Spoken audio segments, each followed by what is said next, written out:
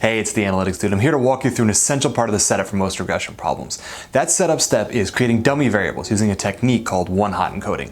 The KNIME platform makes that super easy for you, and I'll show you how to do that in the software in just a second here.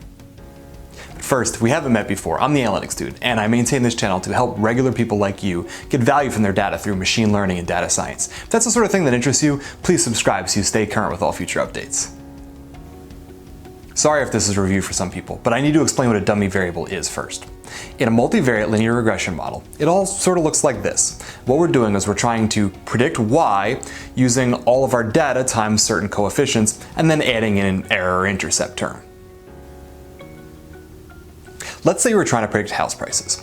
What sort of data do you think would be relevant? How many square feet the house is, how many bathrooms it has, how many bedrooms it has, the square footage of the lot. Lots of numeric terms spring to mind. But remember, what's the cardinal rule of real estate? Location, location, location. How do you put what neighborhood is into a regression? We can't multiply a coefficient times a word, we need a number. The typical way we'd get a number for the neighborhood is through dummy variables. Let's say our original data had a column with 10 neighborhoods in it. What we do is we transform that one column with 10 variables into 10 columns, all containing either a 0 or a 1. The heading for the column is the name of the neighborhood. If it contains a 1, that means it's in that neighborhood. And then in our regression, we're able to multiply the coefficient times 1, giving us the answer. If it's not in the neighborhood, it gets a 0 in that column. And it doesn't matter what the coefficient is, anything times 0 is 0. The process of creating all of those columns at once is called one-hot encoding. If you didn't understand that or I went a little too fast for you, don't worry, I'll cover it more in an upcoming tutorial on linear regression. For now, just see if you can follow along. And now let's dive into the software. Okay, let's dive into some one-hot encoding in the KNIME platform. To save time, I already have our data loaded in here. Let's take a look at what that looks like real quick. This is house pricing data from the Kaggle Kaggle problem on housing price prediction. And so the column we're going to look at here is neighborhood. You can see there's a whole bunch of different neighborhoods here: College Creek, Venkir. These are obviously abbreviations, so I'm sure these mean something to somebody in terms of Ames, Iowa. But what we want to do is we want to turn these into dummy variables, one for each of the neighborhoods. So here's how we do that. I think I mentioned before that we use the one-to-many node. And so if you want to search for it, it's column and then column transformation one-to-many. So we'll just bring that over. Or let's just bring that over. There we go.